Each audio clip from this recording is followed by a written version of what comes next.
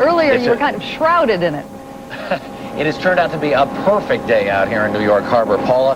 We have moved in the last couple of minutes to the aft missile deck of the USS Wisconsin.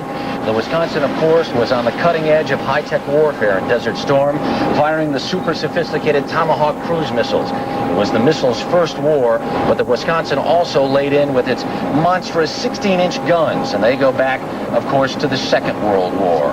Desert Storm may have been the last time we'll see those 16-inch guns deployed. And joining me this morning are the ship's officer, Chief Missile Officer Guy Zanny. Good morning. Morning. And number 1 gun turret officer Murray Fink. Good morning. Morning, sir. Morning.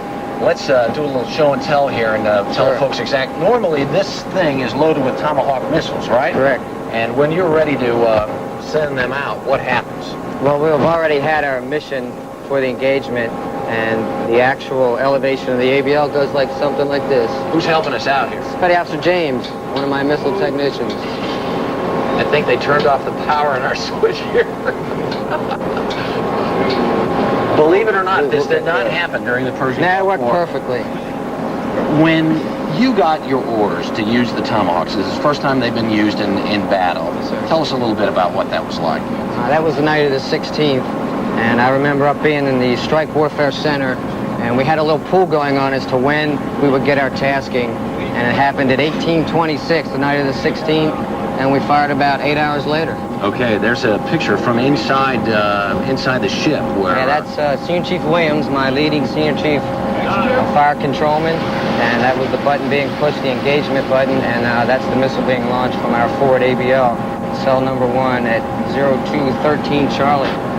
It is one thing to go through this thing and drill after drill after drill after drill.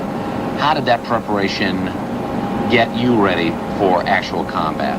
Our preparation included, as far as the technical side, about 500 individual maintenance checks for the system itself. So we were confident in the weapon. There was also the mission planning phase. In order to conduct the engagement, we had multiple ships, multiple missiles being fired in a very close proximity. So all that training, all that preparation throughout Desert Shield, we were confident that missiles were going to work exactly the way they were designed. That's the new technology. We want to talk a little bit about the old technology with Murray here. This is a battleship built at the end of World War II, and talk to us a little bit about what happens inside the turret when it's time to fire these big guns.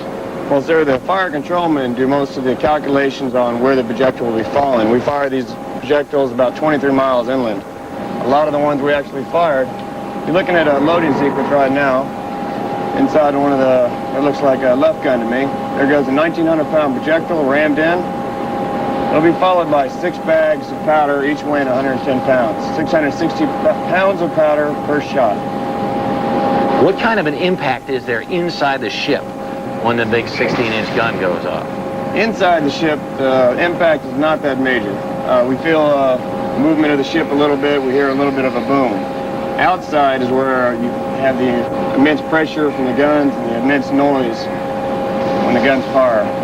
There you see turret number 1 firing. And you call these things rifles, right? You don't call them Rifled guns. barrel, yes, sir. The inside of the barrels are rifled for accuracy and for greater distance. We've got a mock-up of the shell in case anybody ever wondered of just the mammoth size. This is a mock-up of a 16-inch shell. How much does one of these things weigh? Each one of these projectiles we have weighs about 1,900 pounds. We also have a 2,700 pound, which is armor piercing. It'll go through about 30 feet of steel reinforced concrete. And how far can you lob one of these things? 23 miles, sir. How many rounds did you fire off, do you know, during the Persian Gulf War? Turret 1 fired about 128 rounds. All told, we fired about 370 out of the turret. How many Tomahawks came off of the Wisconsin during 24. the war? 24.